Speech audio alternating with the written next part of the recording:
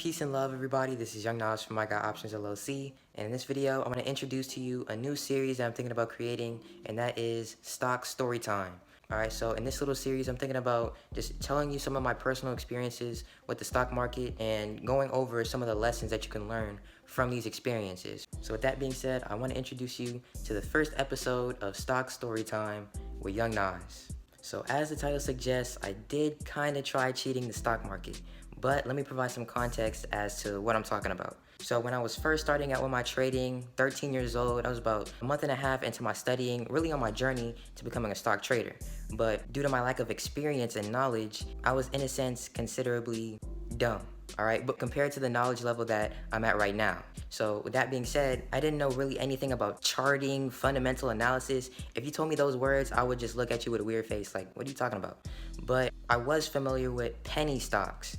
Alright, now if you don't know what penny stocks are, it's literally in the name. They're stocks that are worth literally a couple of cents. Now in hindsight, I was 13 years old, I was starting my trading journey. I thought that, okay, if I invest in this stock, that's like a couple of cents, it's just gonna pull an Amazon and then skyrocket in like a month, right? So that was my mentality. But the thing is, I was just starting to learn a little bit about charting, right? And the fact that you can see patterns that kind of predict, a stock's movement. So I was trying to implicate that into my research on what stock to buy, what penny stock to buy. Because there's hundreds, thousands. All right, so I'm spending a couple hours trying to pick, all right, what stock am I gonna choose?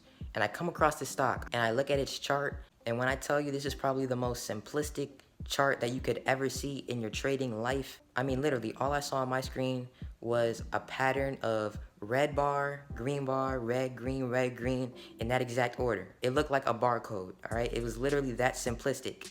So I'm like, okay, this is interesting. And to make matters even better, in my mind, the last bar that this stock made was red, all right? And the stock market was still open.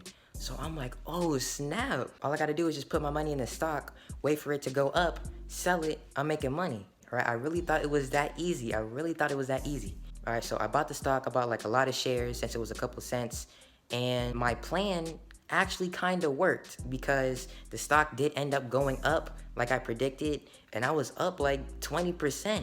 So I'm like, oh snap, I'm about to exploit the mess out of this. So I'm like, okay, cool, let me sell it. This is where the issue comes in. I sell it, I look at my account, and it says I'm down like 12%. I was just up 13%. I was in profit. I was actually starting to get agitated. And then I look back at that stock chart and I notice the second I tried selling that stock, it just tanked. It tanked considerably. And then it wasn't until it tanked that it let my shares go. All right, and I'm not gonna lie, I was agitated because I didn't know why this was the case. But thankfully, I was able to find the solution. The problem was the stock had no volume. It had no volume whatsoever. So although I thought this was a legendary opportunity, the stock was illiquid. All right, the stock was illiquid. All right, so with that being said, I consider that, trying to cheat the stock market because I was kind of trying to take a shortcut. I wasn't really trying to learn too much about all the complicated little details if I didn't have to. But when it comes to stock trading and options trading and dealing with any financial market trading in general, there is no shortcut to learning everything, all right? The closest thing to a shortcut you can really have is having a mentor. All right, shout out Mr. Lawrence Eggleston, my mentor. But I say that because they help increase the speed of your learning progress, all right? And they're making sure you learn everything that you need to learn.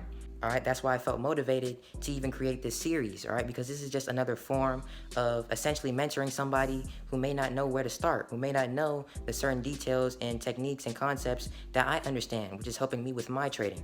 All right, so I just wanna spread the knowledge, spread the information for those people that wanna learn. All right, so the lesson I want you to take from this story is to always watch stocks or always trade stocks that are liquid, right? That have lots of volume, because any good stock should be a liquid asset. Whether it's the index, the QQQ, Dow Jones, whatever, it should be a liquid asset. Because if it's not, then you're gonna have trouble getting your money in and out of whatever illiquid asset that is. So with that being said, this is episode 1 of Stock Storytime with Young Nas. All right, peace.